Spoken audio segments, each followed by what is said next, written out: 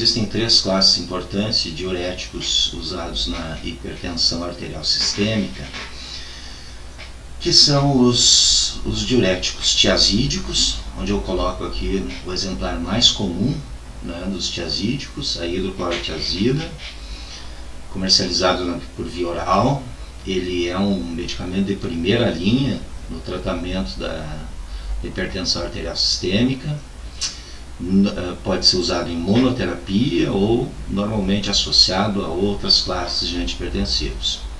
Também coloco aqui, né, uma homenagem aqui ao medicamento de referência, o Lasix, a furosemida, que é o representante principal dos diuréticos de alça, né? Diuréticos que atuam então na alça de Henle, nos túbulos renais, e por isso o nome diuréticos de alça. A furosemida é um potente diurético, como os demais diuréticos de alça. Aqui eu coloquei uma forma farmacêutica injetável, intravenosa ou intramuscular. É muito útil no tratamento da insuficiência cardíaca congestiva, no tratamento da insuficiência cardíaca, em emergências associadas ao tratamento de insuficiência cardíaca, né, a administração por infusão.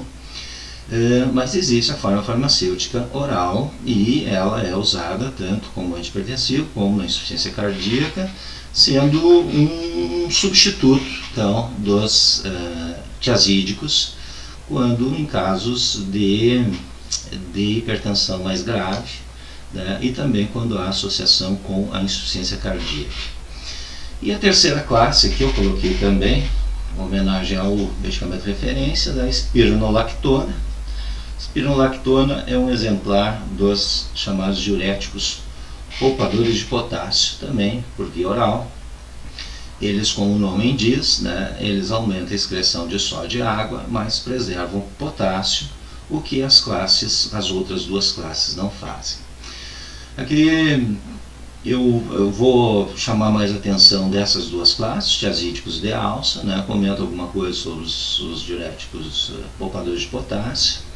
E aqui é colocado então os principais usos terapêuticos, né? Obviamente são usados no tratamento da hipertensão arterial, são antihipertensivos. Na insuficiência cardíaca, aqui principalmente os de alça, os tiazídicos também podem ser usados nesse sentido, mas os de alça são a escolha para o tratamento de insuficiência cardíaca, enquanto que a escolha para o tratamento da hipertensão são os tiazídicos como alternativa aos de alça. Os poupadores de potássio, eles entram também como antihipertensivos, e muitas vezes estão associados a esses dois, permitindo uma redução da dose desses diuréticos, porque tem um efeito aditivo diurético e com esse efeito de reter potássio, evitando então a perda de potássio comumente causada por as classes mais comuns, né, os tiazídicos e os de alça de diuréticos. São usados na insuficiência renal crônica, né, no edema agudo de pulmão, aqui particularmente os de alça. Não esqueço que o edema agudo de pulmão é um dos desfechos mais preocupantes na insuficiência cardíaca congestiva, particularmente quando ela se dá no ventrículo esquerdo, né, aumentando a pressão cardiopulmonar e muitas vezes ocorrendo então extravasamento de plasma e de líquido para dentro dos alvéolos, o que promove uma insuficiência respiratória. E os diuréticos, então, principalmente os de alça, são bastante importantes para diminuir a pré-carga, retorno venoso, né, e diminuir, portanto, a pressão pulmonar, sendo usados no tratamento do edema agudo pulmonar. Na cirrose hepática com ascite, né, os poupadores de potássio são bastante usados, né, permitindo a retenção de potássio associada à eliminação de sódio.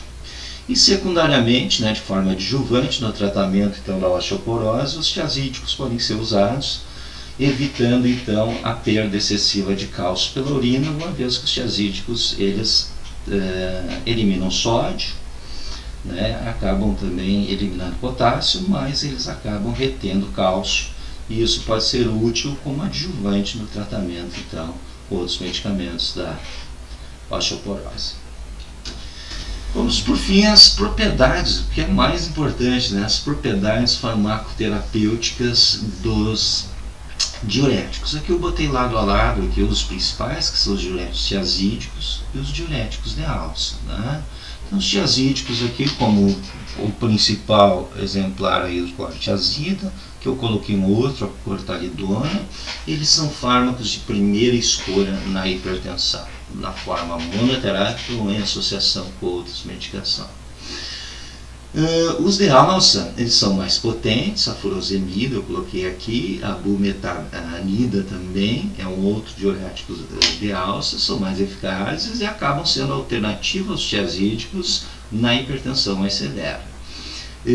Mas eles são, né, muito usados, né, na insuficiência cardíaca, uma vez que eles conseguem reduzir volume. É possível promover um balanço hídrico negativo, controlado, por exemplo, com a numa situação de emergência de insuficiência cardíaca congestiva. Se pode fazer um balanço hídrico negativo controlado, administrando furosemida IV, né, medindo, portanto, a excreção de água, né, e controlando a entrada de água através do soro.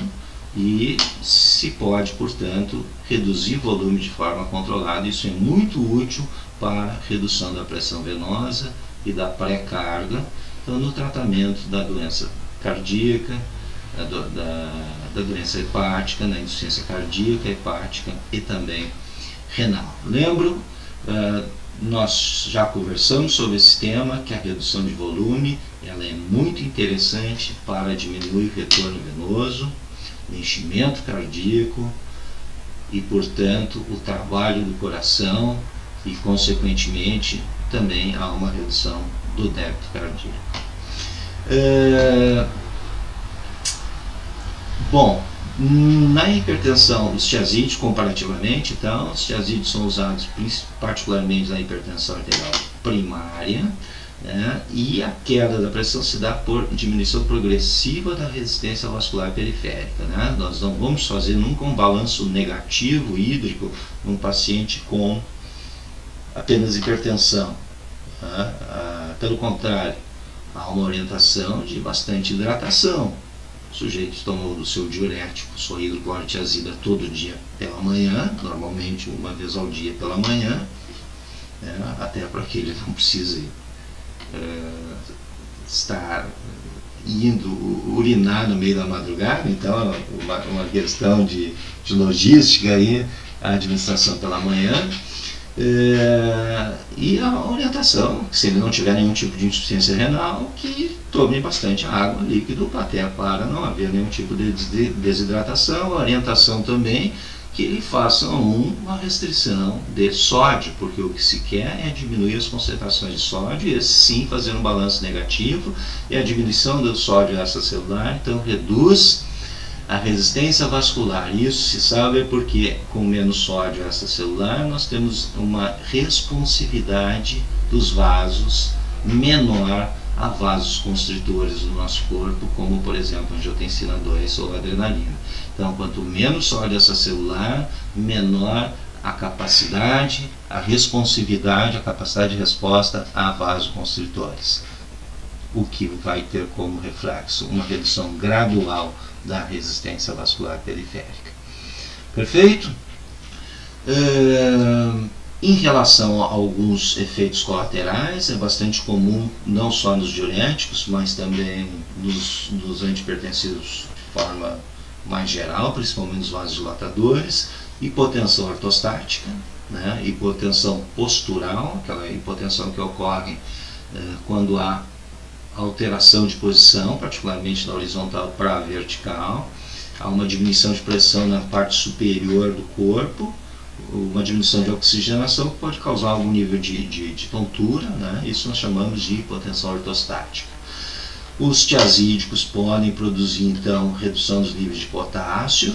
Então é importante também orientar pacientes para que eles consumam bastante alimentos, principalmente vegetais, que contenham esse mineral para suprir esse aumento de perda pela urina, induzido pelos diuréticos.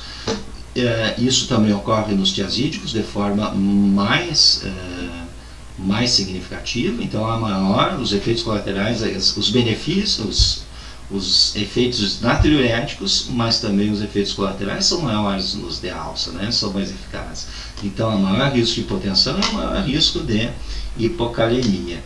Hipocalemia em grande, de forma mais intensa, de fato pode produzir arritmias cardíacas, né? É mais comum arritmias cardíacas associadas ao uso de diuréticos de alça e particularmente em função da diminuição do magnésio, certo?